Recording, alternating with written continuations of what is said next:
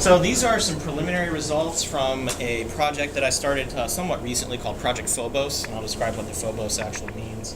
I love things that involve space, so what can I say? But I do want to thank my two interns over the summer, Michelle Conklin and Jenna Mullet. They were really the ones who took a look at websites and information that I'm going to describe for you. And we did that project at the University of Pennsylvania Center for Bioethics. And then in addition, I just joined University of the Sciences as a visiting professor, so I'll be continuing this project. In the end, you'll see I want to pick your brains as to how I can actually achieve the sort of the phase 2 project goals. And so with your help and collaboration, maybe we might be able to work together on a project. So with that in mind, all right, I'm going to do this by hand. So what is Project Phobos? As I said, I like all things space. Phobos is one of the moons of Mars. But it also stands for public health, that's the PH, behavioral and social, which are the B and the S, and the two little O's represent the two little moons. And it makes a very nice, is it anagram? Okay. No, anagram is the same backwards and forwards, right? Acronym. Thank you. So it's an acronym. So our research projects are going to concentrate on the intersection between these areas. And in particular, in research ethics, there's not a lot of attention being paid to behavioral and social issues. It's largely a biomedical kind of enterprise, and the regulations are driven towards that. And as you probably already know, there's huge debate within that about what to do about us people in public health and biobehavioral research. So I have 4 phases of this particular project. I'm going to describe the first phase for you. It's a pure research project. And what we did was we analyzed publicly available information about research ethics, infrastructure, and processes at all 50 state departments of health in whichever territories that we could. So these are sort of just looking at publicly available information. It was a great project for undergraduate interns to try to tackle.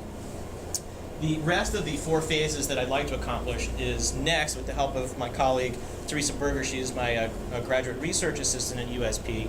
We're going to be doing a more detailed survey of departments of health regarding their knowledge, use, and dissemination of guidance documents for how to determine when projects should be reviewed by an IRB and when they are pure public health practice and can go forward without IRB review.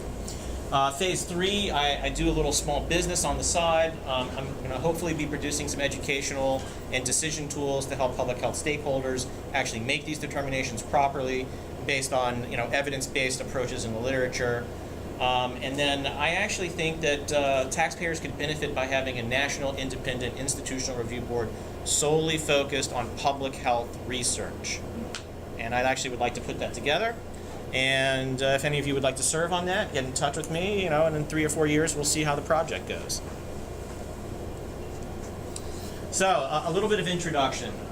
If you are not already familiar, it's actually quite a dilemma within public health of whether activities fall into that very narrow definition of what constitutes research and what actually constitutes other activities that would be under the purview of the Public Health Code of Ethics.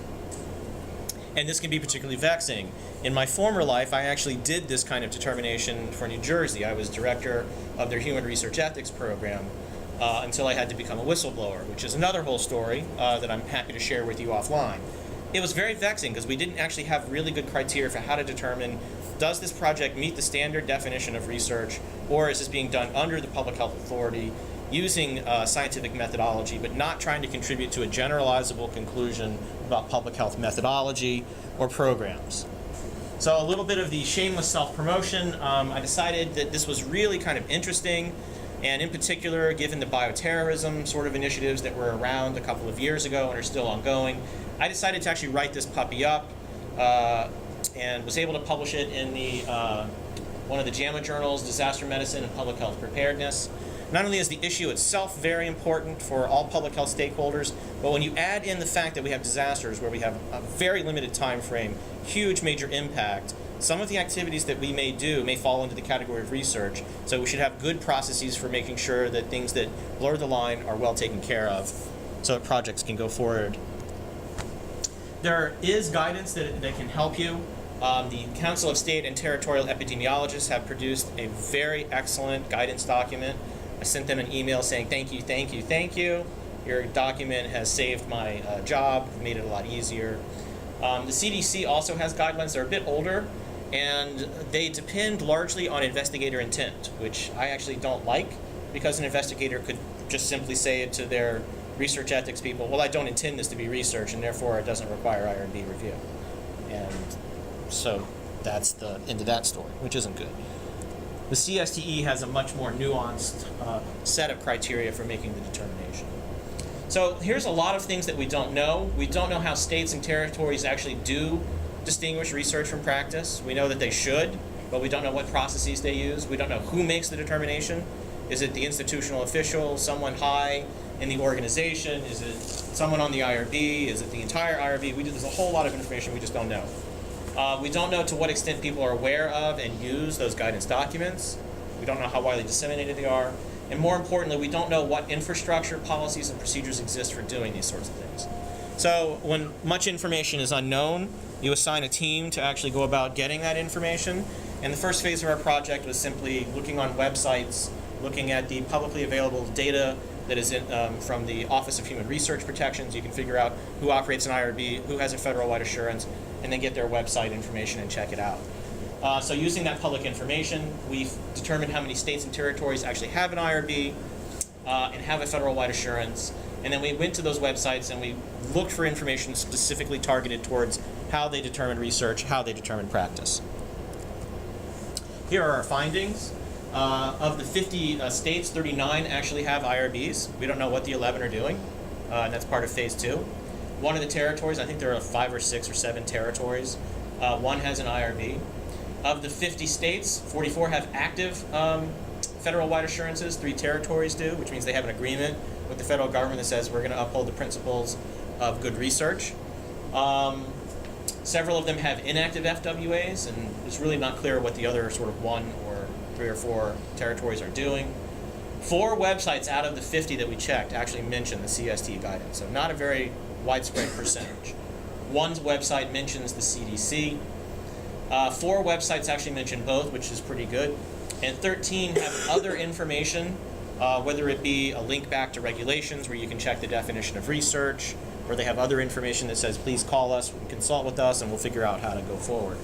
So that was pretty much what I expected to see, because several years earlier I had actually done a very, very preliminary search and thought that there were about 35 states that were operating their own IRBs. The conclusion that we drew from this is that this might indicate that there's a lack of awareness of the importance of this particular issue. More education is needed. And while this preliminary analysis does help us to sort of clue us in that we can answer a couple of the questions, we know how many IRBs and how many FWAs, we really need to take a look under the rug, so to speak. The next phase is really where we're going to develop a detailed web-based 2-part survey where we figure out who does the determining, how do they go about doing it, and if they had several kinds of projects, how would they go about determining it?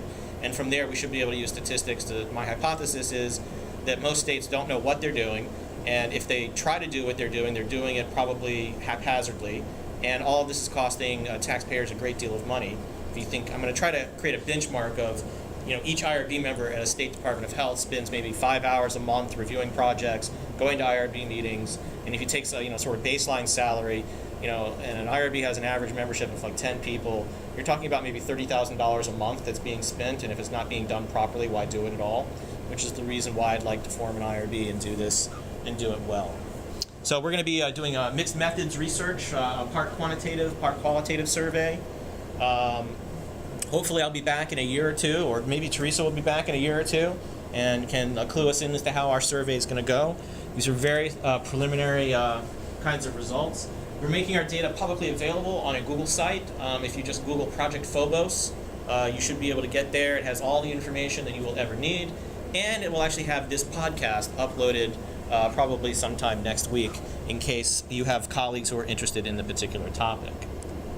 So for that, I leave you. Here's my contact information at University of the Sciences.